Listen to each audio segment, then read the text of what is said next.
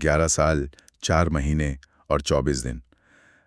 जब कोई इंसान हत्या और देशद्रोह जैसे संगीन आरोपों में इतने लंबे वक्त तक जेल की चारदीवारी के पीछे रहता है ना, तो जाहिर है कि तो उसकी रिहाई पर सबकी नजर होती है। बिल्कुल। और जब हिसार की सेंट्रल जेल के वो लोहे के भारी दरवाजे खुलते हैं तो बाहर का नज़ारा किसी फिल्मी दृश्य से कम नहीं होता।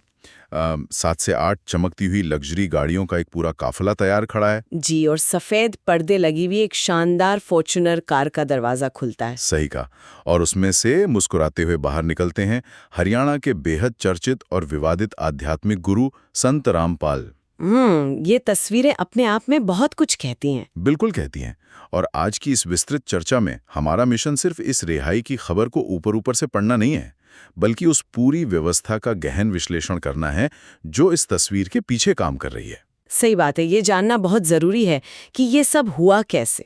हाँ, हम इस बात की तह तक जाएंगे कि कैसे एक सरकारी इंजीनियर अचानक लाखों लोगों की आस्था का केंद्र बन गया, और 2014 का वो हिंसक टकराव क्या था जिसने पूरे राज्य के प्रशासन के पसीने छुड़ा दिए थे। सुनने वालों के लिए ये समझना बहुत जरूरी है कि ये महज एक व्यक्ति की रिहाई की खबर नहीं है। बिल्कुल नहीं। ये दरअसल आस्था, कानून और प्रशासन के बीच होने वाला एक बहुत बड़ा टकराव का केस स्टडी है। तो चलिए इसे थोड़ा विस्तार से समझते हैं। इस रिहाई की टाइमिंग और इसके पीछे की कानूनी प्रक्रिया भी उतनी ही नाटकीय है जितना बाहर खड़ा ये काफिला। नाटकीय तो है। मतलब स्रोतों के मुताबिक ये सब अचानक नहीं हुआ। एक दिन पहले शाम को ही पंजाब एवं हरियाणा हाईकोर्ट से राहत के आदेश मिल गए थे, लेकिन रिहाई अगले दिन हुई। देखिए, यहाँ जो बात सबसे ज्यादा दिलचस्प है वो ये है कि इतनी हाई प्रोफाइल रिहाई में भी कानूनी औपचारिकताएं अपना समय लेती हैं। अच्छा, तो मतलब आदेश आने के बाद भी वक्त लगा। हाँ, क्योंकि शाम को जब आदेश आया ना, तब तक अदालत का समय खत्म हो चुका था, इसलिए अगले दिन सुबह से ही तकनीकी प्रक्रियाएं शुरू हुईं। फॉर्म भरना, बॉन्ड की शर्तें तय करना। इन सब में काफी वक्त लग गया होगा। बिल्कुल। इन सब कागजी कार्रवाइयों में दोपहर के 2 बज गए। उसके बाद हिसार जेल में रिलीज ऑर्डर भेजा गया और शाम 4:30 बजे जाकर वो गेट खोला। ये जो सफेद फॉर्च्यूनर और लग्जरी गाड़ियों का दृश्य है, वो सतह पर सिर्फ एक घटना दिखती है, लेकिन इसके पीछे कानून, राज्य की सत्ता और गहरी आस्था के बीच का एक बहुत गहरा संघर्ष छिपा है। बिल्कुल, और एक विरोधाभास भी तो है। हाँ, एक व्यक्ति जो खुद को कबीरपंथी कहता है, यानी उस संत कबीर का अनुयायी जिनका पूरा दर्शन ही सादगी और भौतिकवाद के खिलाफ था। सही बात है। उसकी रिहाई इस तरह के राजसी तामझाम के साथ हो रही है। ये विरोधाभास अपने आप में एक अलग कहानी कहता है। लेकिन एक सवाल जो इस पूरी व्यवस्था पर उठता है, मतलब 11 साल तक एक मामले की सुनवाई चलती है जिसमें इतने गंभीर आरोप हैं, क्या ये अपने आप में न्यायपालिका और हमारी कानूनी व्यवस्था की एक बहुत बड़ी विफलता नहीं है? ये एक बहुत ही वाजिब सवाल है। मतलब कोई भी हैरान होगा कि अचानक अदालत ये तय करती है कि हिरासत की अवधि बहुत लंबी हो चुकी है। जिन पर पुलिस पर हमले और देशद्रोह के चार्ज हों, उन्हें ट्रायल में देरी के नाम पर राहत मिलना थोड़ा अजीब लगता है। देखिए, न्यायपालिका के सामने ये एक बहुत बड़ी दुविधा होती है। मैं बताती हूँ कैसे। जी। जब हम आपराधिक न्याय प्रणाली की बात करते हैं, तो एक बुनियादी सिद्धांत है कि bail is rule, jail is exception. यानी जमानत नियम है और जेल अपवाद। बिल्कुल। हालांकि गंभीर मामलों में ये पलट जाता है, लेकिन 11 साल 4 महीने का समय एक बहुत लंबी अवधि है। बहुत लंबी अवधि है, इसमें कोई शक नहीं। और इस मामले में हजारों की भीड़ शामिल थी, अनगिनत गवाह थे।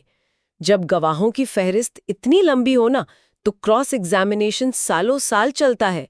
अभी भी कई गवाह बाकी हैं। बाप रे, इतने सालों बाद भी? हाँ, तो अदालत को ये देखना पड़ता है कि जब ट्रायल के निकट भविष्य में खत्म होने की कोई संभावना नहीं दिख रही है, तो क्या किसी अंडर ट्रायल को अनिश्चित काल तक जेल में रखा जा सकता है? समझ रहा हूँ। ये राज्य की सुरक्षा और एक व्यक्ति के अधिकारों के बीच का बेहद नाजुक संतुलन है। जी, न्यायिक संतुलन अपनी जगह है, लेकिन यहाँ बात बहुत रोचक हो जाती है जब हम उस सफर को देखते हैं जिसने इन 11 सालों की जेल की नींव रखी। बिल्कुल, वो सफर भी तो अपने आप में हैरान करने वाला है। क्योंकि जिस व्यक्ति के लिए हाईकोर्ट से लेकर हिसार जेल तक की पूरी मशीनरी रात दिन एक कर रही थी, उसकी शुरुआत किसी राजमहल या सदियों पुराने मठ से नहीं हुई थी। जी हाँ, बिल्कुल जमीनी स्तर से शुरुआत हुई थी। सोनीपत जिले के धनाना गांव का एक आम सा युवक जो हरियाणा सरकार के सिंचाई विभाग में एक जूनियर इंजीनियर यानी जेई के तौर पर काम कर रहा था। 18 साल तक वह एक सरकारी कर्मचारी रहा। ये ऐसा है जैसे कोई व्यक्ति सालों तक पानी की नहरों का नक्शा बनाता रहे, बिल्कुल। जमीन पर सिंचाई का ब्लूप्रिंट तैयार करता रहे, और फिर अचानक वो नहरों को छोड़कर लोगों के आध्यात्मिक आस्था का नक्शा बनाने लगे। ये तुलना बहुत सटीक है।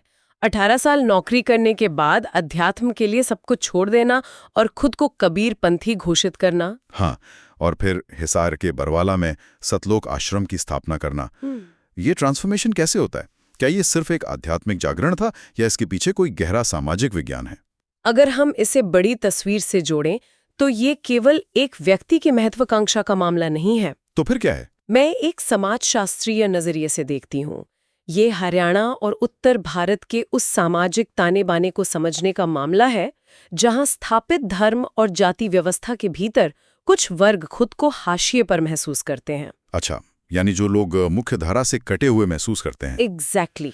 जब पारंपरिक सामाजिक संस्थाएं समानता का वो ढांचा नहीं दे पाती जिसकी लोगों को जरूरत होती है, तो ऐसे डेरे या आश्रम उस खाली जगह को भर देते हैं। एक तरह का सपोर्ट सिस्टम बन जाते हैं। बिल्कुल।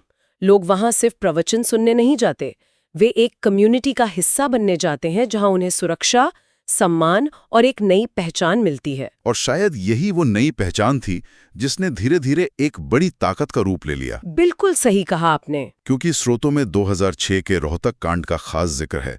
करौथा गांव में आर्य समाजियों और रामपाल के समर्थकों के बीच जो हिंसक झड़प हुई। हाँ, जिसमें एक व्यक्ति की जान भी गई थी। जी, और उसके बाद उन पर हत्या का केस दर्ज हुआ और उन्हें जेल जाना पड़ा। ये कोई मामूली सड़क विवाद तो नहीं था। बिल्कुल नहीं। 2006 का वो टकराव एक ऐतिहासिक टर्निंग पॉइंट था। देखिए, आर्य समाज ने ऐतिहासिक रूप से आधुनिक हरियाणा की सामाजिक और धार्मिक चेतना को गहराई से आकार दिया है। उनका प्रभाव बहुत व्यापक है वहाँ। सही बात है। तो जब एक नया गुट इतनी तेजी से उभरता है कि वो स्थापित सामाजिक व्यवस्था को सीधे चुनौती देने लगे, तो घर्षण तय है। जाहिर सी बात है, सत्ता और प्रभाव की लड़ाई। हाँ, ये घटना इस बात का प्रमाण थी कि ये आश्रम अब सिर्फ भजन कीर्तन की जगह नहीं रह गया था। ये एक ऐसा शक्ति केंद्र बन चुका था जो अपने अस्तित्व के लिए किसी से भी टकराने को तैयार था। और यहीं से प्रशासन के रडार पर ये एक बड़ी लॉ एंड ऑर्डर की समस्या बन गया। बिल्कुल। एक मामूली सरकारी कर्मचारी का प्रभाव इतना बढ़ गया कि वो सीधे तौर पर राज्य के प्रशासन से टकराने लगा। लेकिन 2006 तो कह सकते हैं कि सिर्फ एक शुरुआत थी, एक ट्रेलर था। असली क्लाइमेक्स या कहें कि सत्ता और आस्था के बीच का सबसे खौफनाक अध्याय 2014 में लिखा गया। हाँ, और यही हमारी चर्चा का सबसे महत्वपूर्ण हिस्सा है, जो बताता है कि उन्हें 11 साल की सजा आखिर क्यों हुई। बिल्कुल। एक अदालत बार बार समन भेज रही है, पेश होने का आदेश दे रही है, लेकिन वो पेश नहीं हो रहे थे। हाँ, और उधर एक व्यक्ति ये तय करता है कि वो न्यायपालिका और राज्य की सत्ता से बड़ा है। और फिर जब पुलिस उन्हें गिरफ्तार करने के लिए बरवाला स्थित सतलोक आश्रम पहुंचती है, तो नजारा बिल्कुल अलग था। जी, वो आश्रम एक अभेद्य किले में तब्दील हो चुका था। प्रशासन को शायद लगा होगा कि ये एक रूटीन गिरफ्तारी होगी। हाँ, प्रशासन को लगा था कि एक पुलिस टीम जाएगी, वारंट दिखाएगी और आरोपी को ले आएगी। लेकिन उन्होंने उस आश्रम की किलेबंदी को पूरी तरह से अंडर एस्टिमेट किया था। बहुत बड़ी चूक थी ये। बिल्कुल। अंदर एक पूरी फौज तैयार थी। और सबसे चौंकाने वाली बात ये थी कि उस फौज के पास सिर्फ हथियार नहीं थे, उनके पास मानव ढाल थी, मतलब ह्यूमन शील्ड। हाँ, हजारों आम समर्थकों ने आश्रम के चारों ओर एक मानव ढाल बना ली थी। और स्रोतों के मुताबिक आश्रम की छतों से पेट्रोल बम, तेजाब की बोतलें और पत्थर फेंके जा रहे थे। बिल्कुल, पुलिस को अंदर जाने से रोकने के लिए। ये तो एक युद्ध का मैदान बन गया था। और इस घेराबंदी और युद्ध जैसे हालात में 5 महिलाओं और एक मासूम बच्चे की दर्दनाक मौत हो गई। बहुत ही दुखद घटना थी वो। तो इस सब का असल मतलब क्या है? ऐसी कौन सी शक्ति या अंधभक्ति होती है जो हजारों आम लोगों को, महिलाओं को पुलिस के सामने मानव ढाल बनने और अपने ही राज्य से युद्ध करने के लिए प्रेरित करती है? देखिए, ये सिर्फ अंधभक्ति कहकर खारिज करने वाली बात नहीं है। तो फिर इसे कैसे समझा जाए? ये उस समानांतर पारिस्थितिकी तंत्र यानी पैरेलल इकोसिस्टम का परिणाम है जिसकी बात हमने पहले की थी। अच्छा, जब एक व्यक्ति का ब्रेन वॉश इस स्तर तक हो जाता है कि वो राज्य के कानूनों को नहीं बल्कि अपने गुरु के वचनों को ही सुप्रीम मानता है। उनके लिए गुरु ही सब कुछ है। बिल्कुल। तो उसके लिए सामने खड़ी पुलिस कानून की रक्षक नहीं बल्कि एक दुश्मन सेना बन जाती है। बाप रे। आश्रम के भीतर के नैरेटिव ने उन्हें ये विश्वास दिला दिया था कि राज्य उनके धर्म और उनके गुरु को नष्ट करना चाहता है। तो वो खुद को अपराधी नहीं मान रहे थे? एकदम नहीं। ऐसे में वे खुद को कानून तोड़ने वाला नहीं बल्कि धर्म का रक्षक मान रहे थे। ये राज्य की सत्ता को सीधे चुनौती देने का मामला था। ये बहुत ही खौफनाक मनोविज्ञान है। और अंततः 19 नवंबर 2014 को गिरफ्तारी हो सकी। हाँ, कई दिनों की भारी घेराबंदी के बाद। और इसी के बाद उन पर FIR नंबर 428 दर्ज हुई, जिसमें हत्या की कोशिश, सरकारी काम में बाधा और सबसे गंभीर देशद्रोह का आरोप लगा। देशद्रोह का आरोप यहाँ बहुत महत्वपूर्ण है। क्यों? आमतौर पर तो दंगे या हत्या की धाराएं लगती हैं। देखिए, जब आप पुलिस पर पेट्रोल बम और तेजाब फेंकते हैं, अदालत के आदेश को खुलेआम चुनौती देते हैं और एक स्वतंत्र क्षेत्र घोषित करने जैसी स्थिति पैदा कर देते हैं, तो आप सीधे तौर पर राज्य की संप्रभुता को चुनौती दे रहे होते हैं। ये एक बगावत थी। बिल्कुल, एक तरह का विद्रोह। इसी वजह से मामला इतना संगीन हो गया और 2018 में उन्हें हत्या के 2 मामलों में उम्र कैद की सजा सुनाई गई। तो एक ऐसा व्यक्ति जिसके इतिहास में इतना भयंकर हिंसक टकराव दर्ज हो, जिसके कारण इतनी जानें गई हों, उसका अब बाहर आना प्रशासन के लिए किसी बुरे सपने से कम नहीं होगा। बिल्कुल, प्रशासन तो पूरी तरह से अलर्ट पर है। भले ही हाई कोर्ट ने देशद्रोह मामले में जमानत दे दी है और हत्या के 2 मामलों में उम्र कैद को निलंबित कर दिया है, लेकिन अदालत ने भी कड़े कदम उठाए हैं। हाँ, 5-5 लाख रुपए के बेल बॉन्ड भरवाए गए हैं। और शर्तें भी काफी सख्त हैं। वो बिना अनुमति राज्य से बाहर नहीं जा सकते, कोई बड़ी भीड़ या जनसभा नहीं कर सकते, और उन्हें पुलिस और कोर्ट की जांच में पूरा सहयोग करना होगा। ये कुछ एक शांत पड़े ज्वालामुखी को रिहा करने जैसा है, लेकिन उसके चारों ओर एक अदृश्य कानूनी जाल बिछा दिया गया है। बहुत खूब कहा आपने। लेकिन मैं ये सोच रहा था कि क्या कागजों पर लिखी ये शर्तें वास्तव में जमीनी स्तर पर काम करती हैं? ये एक बहुत बड़ा सवाल है। क्योंकि रिहाई के बाद वे सीधे गुहाना स्थित धनाना आश्रम गए और खबर है कि वहां हजारों अनुयायियों के पहुंचने की चर्चा है। देखिए, अगर हम इसे बड़ी तस्वीर से जोड़ें तो प्रशासन के लिए ये एक बहुत बड़ी परीक्षा है। बिल्कुल। न्यायपालिका को संतुलन बनाना पड़ता है, जैसा कि हमने पहले चर्चा की, लेकिन जमीन पर प्रशासन को ये सुनिश्चित करना है कि 2014 जैसी स्थिति दोबारा न बने। क्योंकि एक तरफ कानूनी पाबंदियां हैं और दूसरी तरफ वो भीड़ जो तेजाब और पेट्रोल बमों से नहीं डरी थी। सही बात है। जब आस्था की बात आती है तो वो अक्सर किसी भी कानूनी बाउंड्री को नहीं मानती।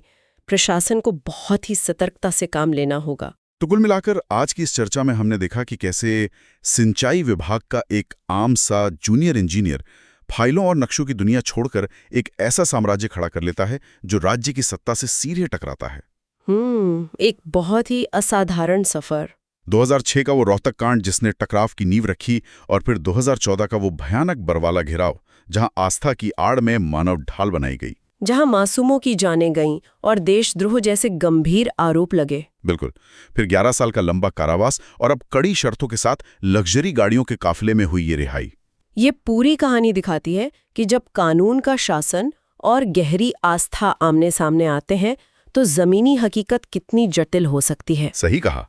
और यही वो बिंदु है जो हमें एक बहुत ही गहरे सवाल के साथ छोड़ जाता है। सुनने वाले भी इस पर खुद विचार कर सकते हैं। बिल्कुल, सोचना तो बनता है कि जब 11 साल की जेल, हत्या और देशद्रोह के गंभीर आरोप और प्रशासन की सख्त पाबंदियां भी किसी नेता के प्रति हजारों लोगों की अटूट आस्था को कम नहीं कर पाती, तो ये हमारे समाज के बारे में क्या कहता है?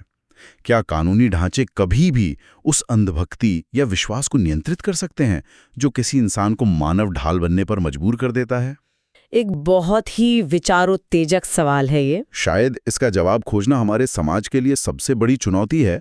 आज की इस विस्तृत चर्चा में बस इतना ही। यदि आपको ये पोस्ट पसंद आई हो तो चैनल को सब्सक्राइब और फेसबुक तथा इंस्टाग्राम को फॉलो जरूर कर लें।